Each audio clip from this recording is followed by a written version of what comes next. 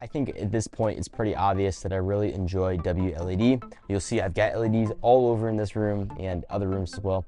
But sometimes I do end up breaking my LED controllers and requiring myself to make new ones.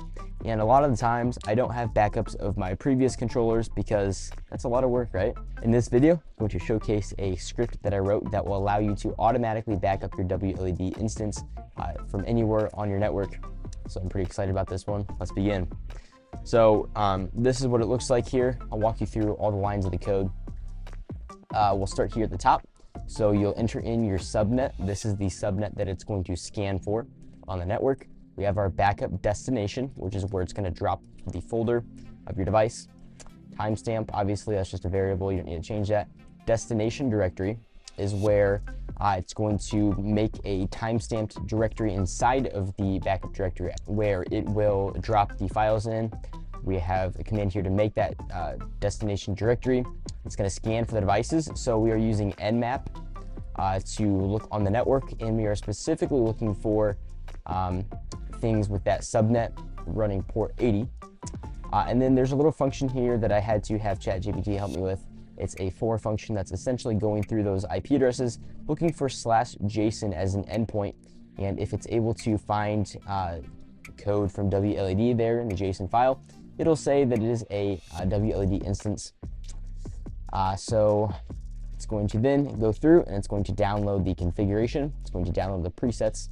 It's going to save them into the destination directory. And then it'll end the script there.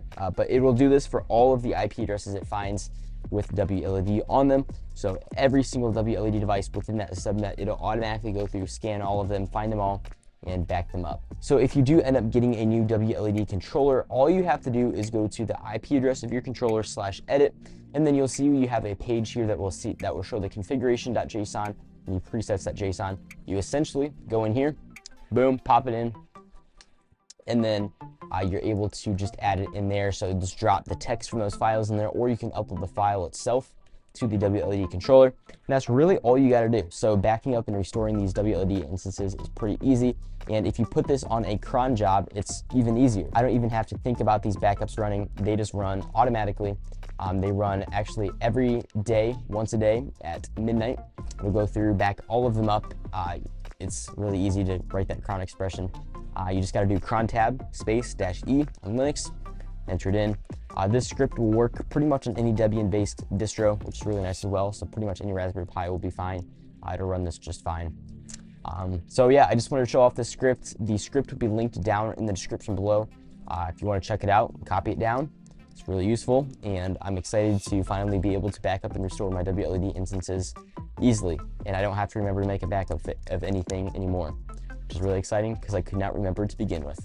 So guys, thank you for watching this video. Have a great day, and I will see you all in the next video.